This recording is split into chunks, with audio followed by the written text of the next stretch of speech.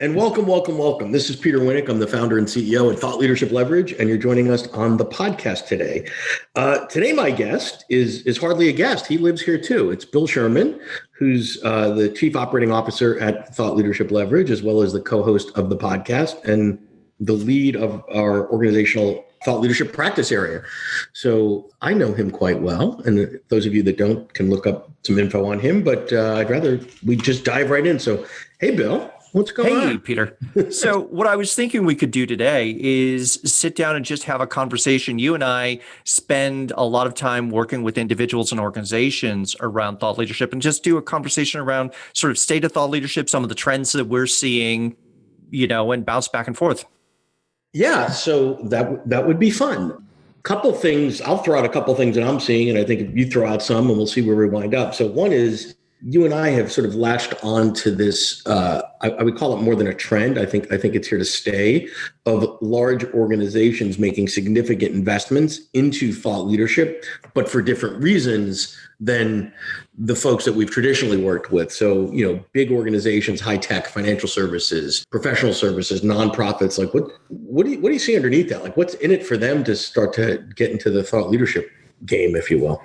So it's really interesting. And I think one of the things that happens is there's a trend within large organizations where they're realizing that they've been doing thought leadership work. It may or may not have been called that. So it might have been someone in content marketing, someone in strategy, someone in research or public policy, started dabbling in thought leadership. And then all of a sudden they had a success or two, or there was a champion at the executive level and they said, hey, there's this thought leadership thing. We need to put some time and energy here, because a lot of organizations have spent an incredible amount of time and effort finding smart people and building an organization on it with knowledge workers, right? And The question is, if you've got this wealth of knowledge, talent, and skills, how do you help those ideas circulate well to scale within the organization and then beyond the organization? Yeah. And I think what a lot of organizations are realizing is that process doesn't happen by accident. The curation of thought leadership, the decisions of what ideas are we amplifying, and making sure that the organization is applying its resources to make sure that ideas gain traction, just doesn't happen. And instead of serendipity, I see it also maturing, because it started in many organizations as a skunk works or a special projects. And one of the things that I think is really interesting at sort of a macro level is there is no agreed upon definition at large to what it is. And in many instances, when you get inside of a large company, there isn't even agreement in the company that has millions of dollars of resources allocated towards this thing called thought leadership. It's sort of a little bit of the Wild West. So we don't have agreement on what it is. And then we also don't have agreement yet as to who owns it. We've seen everything from policy to marketing to product to special office of the CEO or whatever. So I find that really fascinating, because I don't think it's that often that you get to watch something sort of evolve and sort of see, where does it stick in this company? Oh, look how this company solved that problem. Look how this one, because if this was a typical business issue, like, oh, we have a supply chain problem, we know where that goes, right? If we have a cash flow problem, we know where that goes. We kind of don't know who owns this yet. And what's in the remit. So not only who owns it, but what things do they touch? What do they not touch? What's in the span of control? And then educating colleagues in other departments as well to say, hey, this is when you should call on us. This is what we do really well. And these are things that, go off and do on your own. You don't need us from a thought leadership perspective to help you out, right? Yeah. And you and I are now working with a couple of organizations that have been at it for a bit and a long time in this space, is a handful of years. And they're now struggling with the issue of, geez, how do you measure it, right? If it's a skunk work thing and the CEO gives me $500,000 or $1 million or a couple of bucks, whatever, to go do some fun stuff, great. I don't really have to justify the existence on an ongoing basis. It's a passion project. But ultimately, those numbers get bigger. And we need to start to think about what that ROI is. And it's a really interesting question. And I don't think it's a one size fits all answer of the ROI is, total client acquisition cost divided by total cost of a campaign. Because you can't think in terms of campaigns. I mean, thought leadership, one of the things we did some research a year and change ago, got to have senior leadership buy-in. You've got to have a long-term time horizon. You've got to have, there's several other pieces here. So even when it fits into marketing tends to think in campaigns, because that's how they're wired. You can't, I mean, one of the biggest mistakes you and I have seen, and you can probably jump on this as well, is that when you run thought leadership as a campaign, it's almost a guarantee that whatever you're investing in that campaign will not yield much. Well, and if you're looking at it from a perspective of a quarter or a month, you're looking on too short of a time horizon. Right. What you have to be able to do is say, who are the people, either as individuals or avatars, that we're trying to reach? How are we going to get information to them and help them be exposed to the ideas and lean in and understand them? And that's not something that you can do often with one single touch point. You can't just put a white paper out, hope people will download it and read 50 pages. That doesn't happen. Right. So you've got to meet people today where they are and give them small snackable bites of content that they look and they say, okay, that's worth 90 seconds of my time. I'll take a look at it. If that's interesting, maybe I'll spend 10, 15 minutes. Yeah. It's permission-based marketing in some certain ways where it's the small steps, but you're asking for permission for larger blocks of time, mind share, attention. Yeah, I think it's blocks, like you said. Would you give me 2 minutes to watch a short form video? Okay, great. Would you give me 10 minutes to read a 2,000 word article? Maybe. Would you give me a half hour? Would you maybe even ultimately give me 8 hours of your life for a book? One of the things that I wanted to touch on with this is, in the absence of sort of bespoke metrics, because I think that's where we are right now, is in a world of an organization will need bespoke metrics. We've seen people fall into the trap of, well, I'll just borrow a little bit from here and there. So the social media folks, they measure impressions and they measure comments and they measure retweets. And so I'll just do all that. And my response to that is always end, right? Meaning, okay, great. So that looks like a lot of numbers against that one piece of content that one day on LinkedIn. And what were the goals? And to your point, who are the avatars you're trying to reach? Were you reaching those people? What were the outcomes that you'd like? Did they download the white paper? Did they call up your salespeople? Did they come to an event? What was it? Because if you can't answer that end question, many other things out there, it's a lot of noise, and noise wrapped in numbers looks legitimate, but it's not. Well, and I'll build on that, right? So not all likes or downloads are created equal from that perspective, right? And so you could have a asset that goes out that only reaches a handful of people, maybe a couple of dozen. But if those are exactly the right people, and those are the people that you're trying to reach that will help you take an idea and create impact, or that those are your buyers you're trying to reach, all of a sudden, an asset that's reached 24 people may be wildly successful. And so sometimes you have to think about broadcasting, but many times in thought leadership, especially at the organizational level, you have to think about narrowcasting. And so sometimes a white glove sort of approach to thought leadership really works. Yeah, no, and I think we've all grown up in a broadcasting world. I mean, literally there were three stations. Three stations on TV. So you had, All in the Family or Good Times or whatever to watch. That's not our world today. The choices are infinite, right? Depending on what you're counting, streaming online, et cetera, et cetera.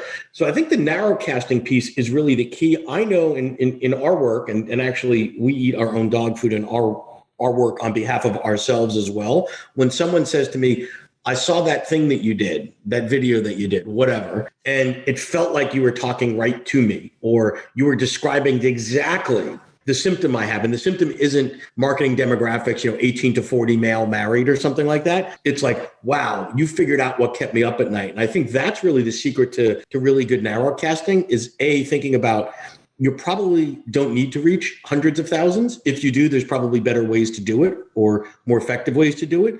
But if it's smaller laser focused numbers, how do you find out what would feel like it's bespoke to them? Well, and I'll give you an example from a couple guests on the podcast from a while ago. They have a list they're in manufacturing for mining and cement plant equipment, right? and they know the decision makers. There's a list of about a couple hundred of them globally that will make the investment to build a plant or a mine. And those folks aren't in the buying cycle every day. And so you can't send your salespeople out every month to say, hey, you're ready to build that plant. You put in out an RFP. You have to have a reason to stay in front of them, and it's got to be tailored to them. If it looks generic, if it looks and smells like content marketing, they're not going to open it. They're not going to give it that first glance of 10 seconds to see if it's even worth 90 seconds of their time. Right. So the dummies book with an airport buy, probably not going to work for that group. Exactly. And that's thought leadership at a deep relationship level where you're literally talking about a buy that's hundreds of millions of dollars and a long buy cycle. And so you've got to look at that sort of investment in thought leadership differently, because those decision makers, you can make a list and you know exactly who you're trying to reach. Yes. I mean, that leads me to think about what I call sort of tactical misalignment. So it's sort of the opposite of best practices. So when if I am a CPA and I have a firm of such and such a size dealing with such and such a client, I would want to understand what folks like me are doing. And those are best practices and say, great, I'm going to adopt some of those, see if they work for me. What we see in the thought leadership world is people see a tactic. And I was being snarky about an airport buy, and they borrow it, even though it doesn't align with who they are and what their strategy is. So we see this all the time. You're not Jim Collins, so don't expect. Right. Or someone gets a launch of a book on the Today Show. Yes, you get a lot of visibility, but is that reaching your audience? And could you apply sort of that impact in a different way? Or even writing a book. I mean, to the point that you just made, there's probably content that organization could put out that's somewhat technical, highly valuable, but to a very, very, very small group. So, putting that in a book is probably really, really silly, in that why would you spend 12 or 18 months and $100,000 to get that message out in that way? You could hold an event, you can do what? There's many of other ways to reach the population you're trying to reach. If you are enjoying this episode of Leveraging Thought Leadership, please make sure to subscribe. If you'd like to help spread the word about the podcast, please leave a 5-star review and share it with your friends. We are available on Apple Podcast, Spotify, and all major platforms, as well as at leveragingthoughtleadership.com. And thought leadership, I think, and this is the place I want to go in conversation with you, is about creating a conversation with the right community of folks, right? And one of the things that I know you've been looking at on the independent side of thought leadership is that community building, especially in the transformation in the COVID world of things like speaking on stages has just disappeared. Right. Yeah, I think so. Let's talk about the transformation in the community and the relationship and the connection building. Yeah. So I think what we tend to forget is B2B, B2C, B to whatever. It's all humans, right? So one of the things that we've noticed I don't even know what world we're in now. So pre-COVID, post-COVID, it's still, all COVID all the time. But the changes in the way we work, right? So the changes in nobody's going to events. And even when they do come back, it's going to be but a trickle, right? It's going to be a long, long time till we have another 2019 in terms of miles flown and nights in hotels and all that. So what people were missing very, very early on in COVID, and I think it continues to this day, is not so much the content. So if I don't get to see you speak live, I can buy your book or I can go watch your video. Like, I can still get your content in other formats and mediums, and it might not be the way that I preferred it, but it'll make do, right? If I can't see you live, okay, I can watch on a webinar. And I don't get to shake your hand after and get you to autograph my book, but I can see you talk online. Yeah. Yeah. I mean, so we're all having to make those compromises, but the piece that's missing is the community. So when I go to see somebody speak, or I go to a conference, or I go to an event, there's a couple other reasons I'm going. There's other people like me, and there's other people not like me, but we're all gathered because whatever that the body is that's bringing us all together, we have an interest in that space, in that field, in that industry, in that discipline. And there's something there. We might all be practitioners. We might all be just curious. We might all be whatever. So the community is important. And the connections are incredibly important. The random bump intos on the buffet line, getting a Caesar salad or something. Hey, where are you from? Those things evolve. So I think what's happening is really good thought leaders are trying to figure out how to fill this community gap and do it in a way that doesn't compound the Zoom exhaustion and all that. So what have you seen that's been working? Yeah, I've seen group masterminds. So I think it's about, to your point on narrowcasting, creating scarcity and creating limitations. So like I was on a webinar the other night for a book launch, and I thought it was, without naming names, horrible because it was a one to many. Like it didn't feel like I've been to far more book launches and book parties than most, but there's usually a sense of there's a rhythm. Like, hey, we're all gathered in this place tonight. Maybe it's a really cool place. Maybe it's an okay place. Most people aren't going there for the food or the wine. The author's going to talk about their experience, and then we're going to chat with others that are either know that person personally, and or what brought you here? Oh, they wrote about me in chapter 3. Oh, really? Oh, I'm really passionate about this, whatever.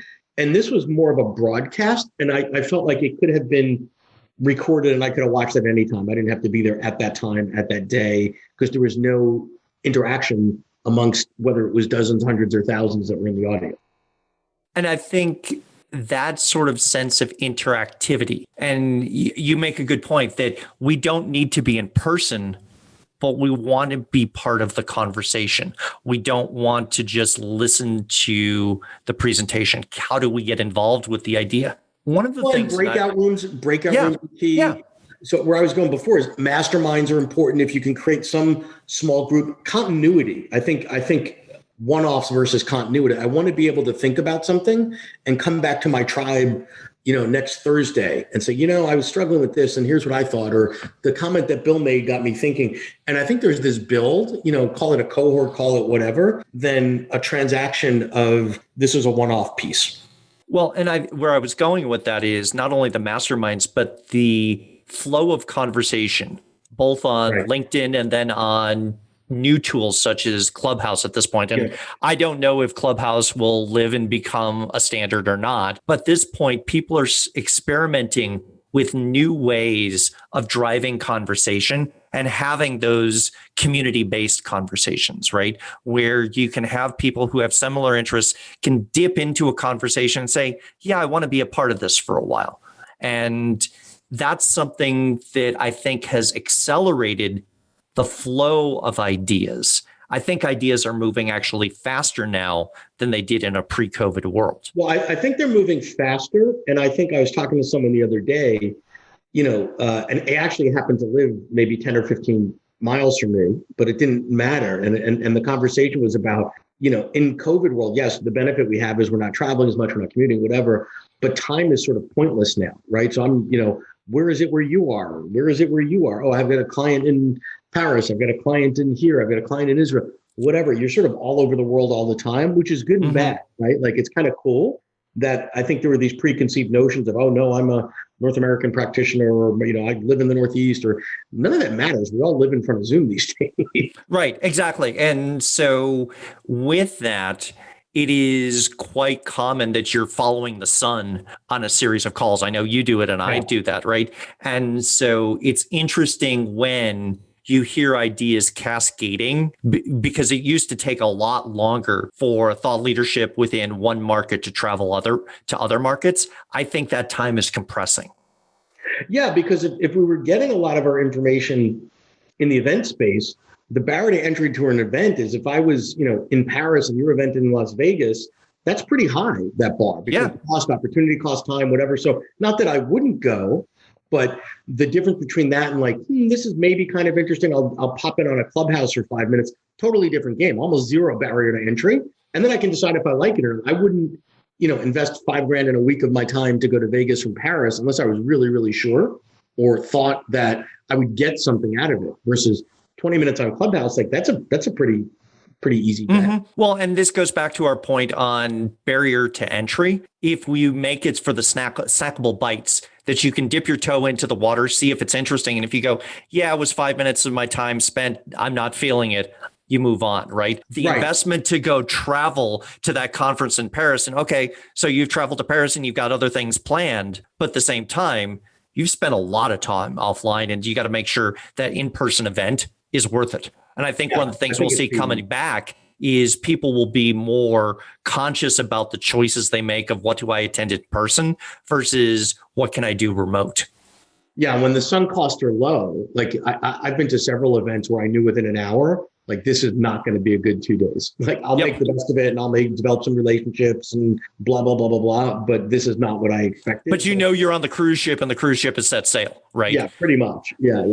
So couple things I'm excited about as we start to wrap up, because there was some good, the bad, the ugly, in terms of what's going on in leadership. I think there is a massive renaissance that is upon us in terms of, this was the ultimate sort of A/B experiment over the last year, where you give a lot of really smart people a lot of time back. And what did they do with it? Well, what they did with it is they create. What they did with it is they wrote. What they did with it is think things through and all that stuff. And we're just on the beginning of seeing that wave of what comes out of giving lots of people 20, 30% or whatever that is, 50% or more of their time back. And I think it'll be interesting, as we start to normalize in the next year, 3, 5, whatever, to go, geez, I wish I had that time I had back then, because, how do we put fences around it and make sure we don't go back to the sort of busy world where we were confusing, activity with productivity. Well, and I think about that. So both on the independent thought leader side,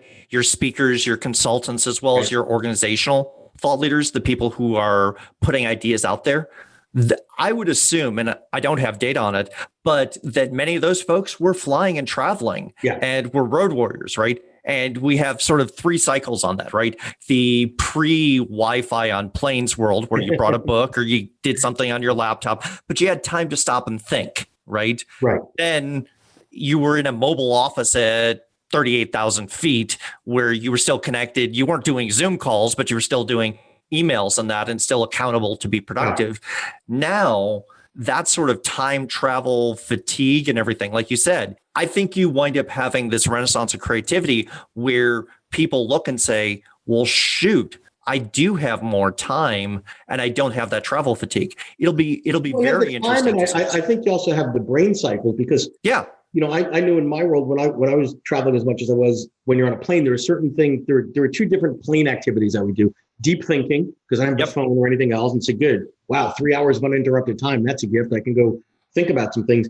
And then the other was just, brainless tasks, and just pounding out, like, let me clean up my email box, whatever. I think that people need to now carve out that time for the deep thinking, in different ways. Wow, and really, where is that going to sit on your calendar when the world goes back to being sort of a regular rhythm and cadence? Yeah, because I don't want to give that back, because I think we'll see a lot of cool things. And it also forced everybody to question everything that they do and every way that they do it, how they serve their clients, their price. I mean, everything about every business has been put under a microscope and hopefully put back together more effectively, smarter in many ways. But we're still in the middle of it. Anyway, this was a lot of fun, and hope everybody enjoyed it. Thank you, Peter. Cool. See ya. To learn more about Thought Leadership Leverage, please visit our website at thoughtleadershipleverage.com. To reach me directly, feel free to email me at peter@thoughtleadershipleverage.com. And please subscribe to Leveraging Thought Leadership on iTunes or your favorite podcast app to get your weekly episode automatically.